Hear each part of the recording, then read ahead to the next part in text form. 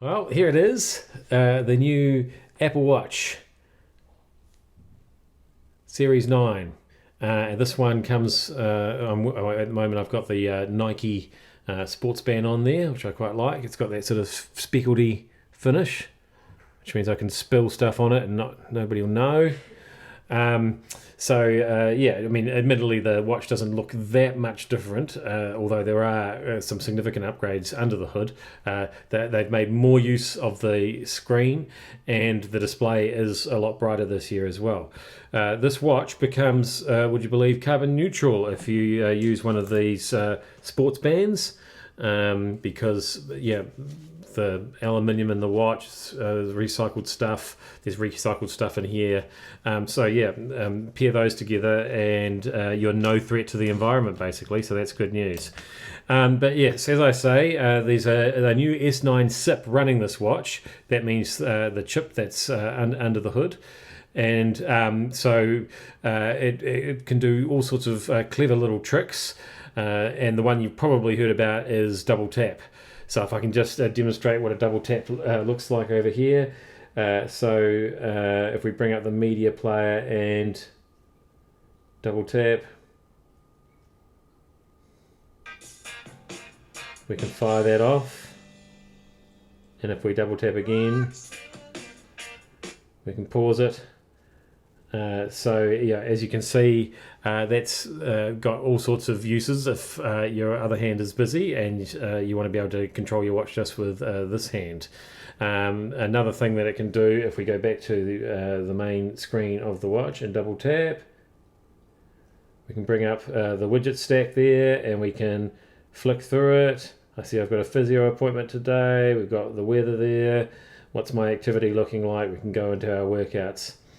So it's got real potential. Now, at the moment, it's still slightly limited. I've loaded the watch up with the beta version of the latest WatchOS update, and it's really limited to just a few actions, which are mostly to do with the Apple Watch's native apps.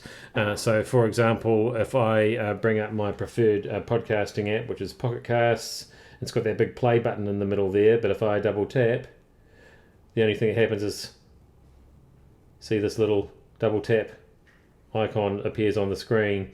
It doesn't actually play or pause my podcast. I don't know why. I'm guessing that the app developers just haven't had a chance to get their heads around this functionality yet.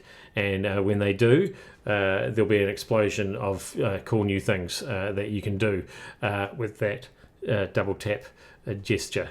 Another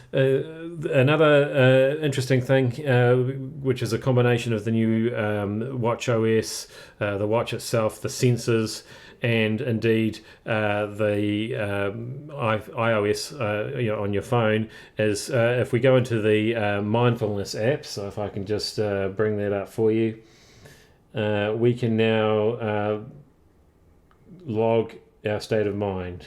So we can log how I'm feeling right now, and by using the crown on the watch, we can say unpleasant, very unpleasant, slightly unpleasant, or we can be pleasant, which of course we are, and we are probably excited and joyful and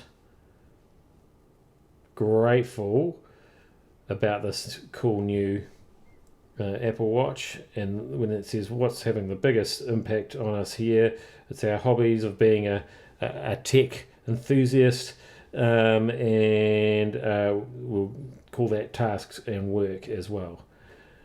So that's all logged, and that means that we can go into our mindfulness app and reflect on those things. And if we can see a common thread of things that are making us feel bad or making us feel good, we can accentuate the positive and hopefully eliminate the negative.